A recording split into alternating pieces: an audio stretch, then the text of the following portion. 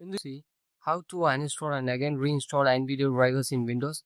So for that, first you need to go to a control panel. In this uninstall a program is that. Click the uninstall a program, and here scroll down and see the NVIDIA applications out here. You need to click the NVIDIA applications and uninstall one by one. So first I uninstall the NVIDIA apps. Click uninstall and wait for a couple of seconds. It will take yes, now uninstall pop-up will appear. Click uninstall.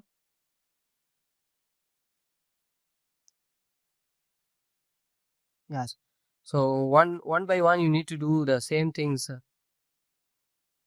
for the NVIDIA other applications. So close it. So once you close this, you can see now the NVIDIA apps are uninstalled. So you need to do. So again, you need to come to the browser and uh, NVIDIA app downloader. Search for NVIDIA app downloader and go to the official website. This is the official website.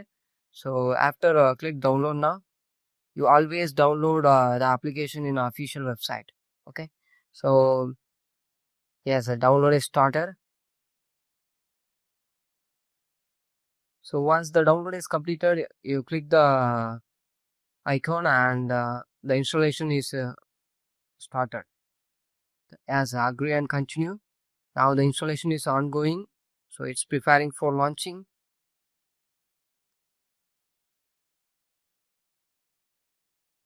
So it's take a couple of seconds. So be patient for a couple of seconds to install it.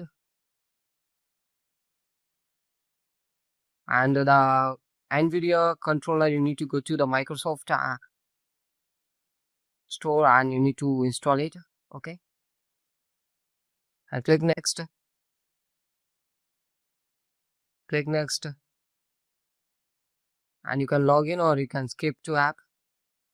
Depends on you. And go to drivers. Here the NVIDIA is installed. So go to drivers and check if have any updated or installation is in progress.